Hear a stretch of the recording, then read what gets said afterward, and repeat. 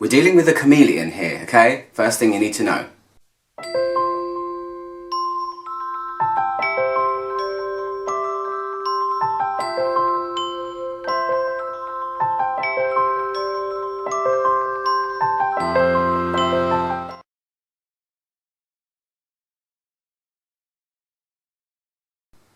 Hi guys, how's everyone doing? Good, I hope. Today I'm reviewing another fragrance from the house of Amouage. This time it's Sunshine Woman, and I've worn my yellowest of yellowestest tops, especially for it. I never wear this top. Yellow is just not my colour, okay? I've wanted to review this for a really long time. It's taken me a little while to kind of get to know it, because at first I was surprised by the way it smelled, but I've grown to really like it. So, this is an Oriental Floral. It came out in 2014. I thought it was later than that, but it's been around for quite a few years now. And the bottle is so nice. Have you ever seen it? It's actually kind of gold and glittery. Yeah. Amouage do like an opaque bottle, I must admit. So yeah, this is their sunny, bright one. I do have an overall feeling of Amouage fragrances. A lot of them are very opulent, very rich. I consider them more kind of nighttime-y fragrances. Some of them smell really expensive and lingering. And this one, for me, veers them off in a different direction completely. I've not smelled all of their fragrances, however, but I have smelled most of them, I think. So yeah, anyway, what was I saying? So let me go through the notes with you. The top notes are blackcurrant liquor, it says on their website. I think maybe they meant liqueur, but who am I to judge? Liqueurs are liquor, essentially, so whatever. Blackcurrant liquor. Almond Davana, which is also known as Artemisia, and also wormwood. No, it can't be settled on one name, it has to have three. And wormwood, I don't know if you know, but it's the thing that's used to flavour absinthe, so I'm guessing it's kind of aniseedy like and crisp. And then, and it's also herbal as well. And then the heart notes are Osmanthus Absolute, which is a blossom. And then you've got jasmine, vanilla and magnolia. And then the base, I really love. The base is really unusual. So you've got cade oil, which is also known as juniper tar, almost like birch tar. So it gives a fragrance it's very thick. When you see birch tar, it's a really thick oil, and it gives an almost kind of, it's very medicinal, and it kind of smells a little bit like smoked wood. So it's quite heavy and woodsy, so yeah.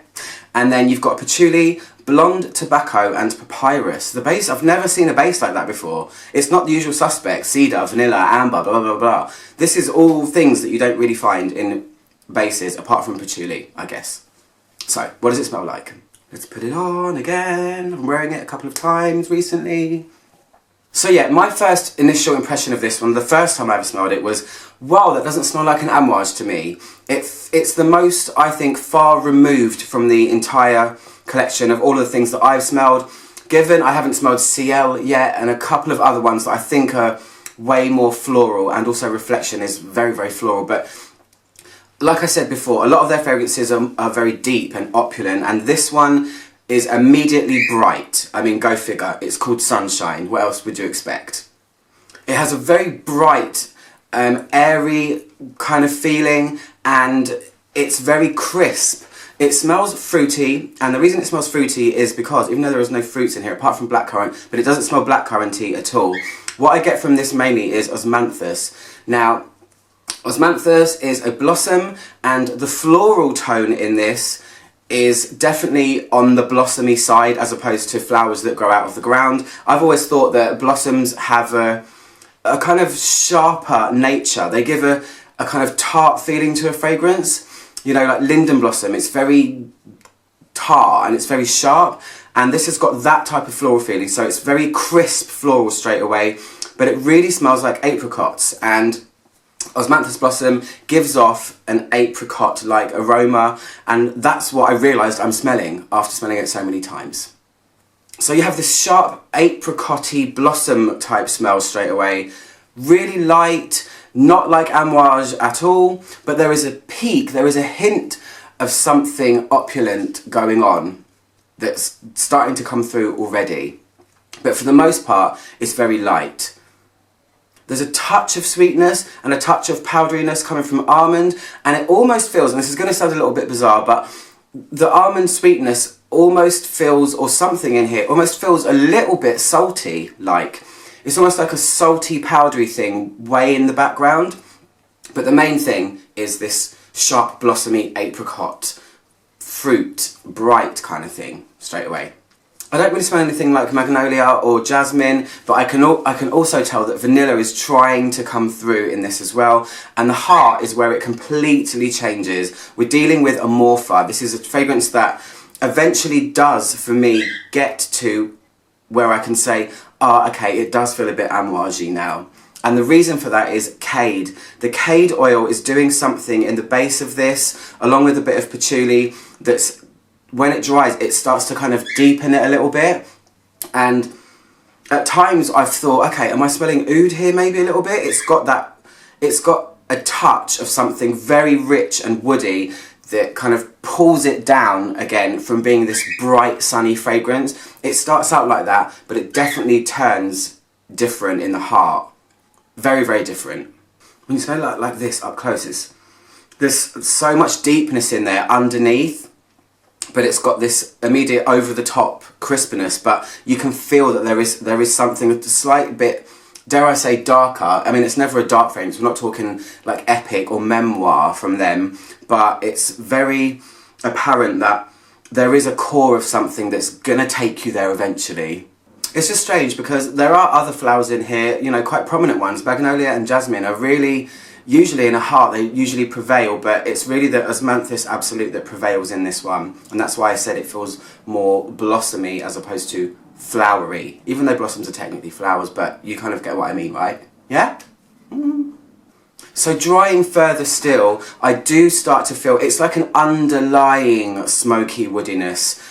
All of this bright stuff still happening, and it's verging on getting sweeter because of vanilla, but really there is this, there you are, Amouage, I see what you're going for, and I love the fact that it's got that strange base. It's not a strange base, but it's an interesting base, to say the least. So yeah, I do feel this cade. It plays a really important role in this fragrance.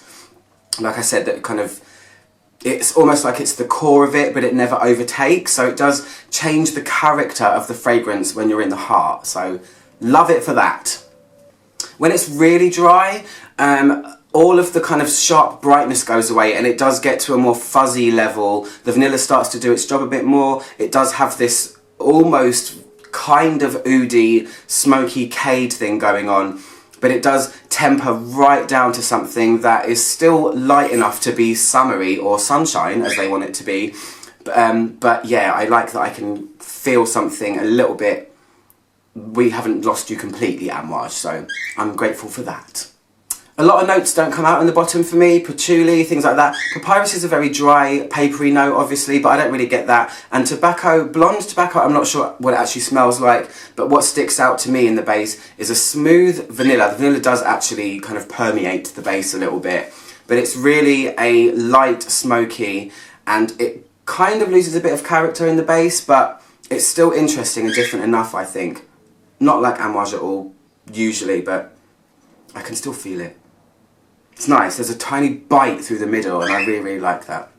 The top notes fade quite quickly. I think the whole full-blown blossomy sharpness and stuff only hangs around for about 20 or 30 minutes on me before you get to this really cool, interesting heart part of it. But then that's only around for probably about an hour anyway, or two, and then you're left with the base for long. Amouage fragrances do tend to linger quite a bit, depending on your skin type. But yeah, it's really great. The base is the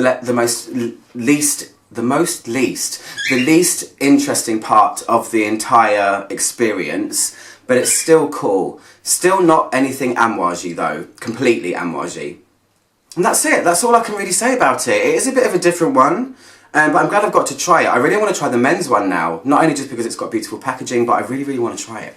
Anyway, if you guys want to get this fragrance, go to notino.co.uk or .com. They sell it there. I will put links below. I'm actually on my know. Click below down there to subscribe.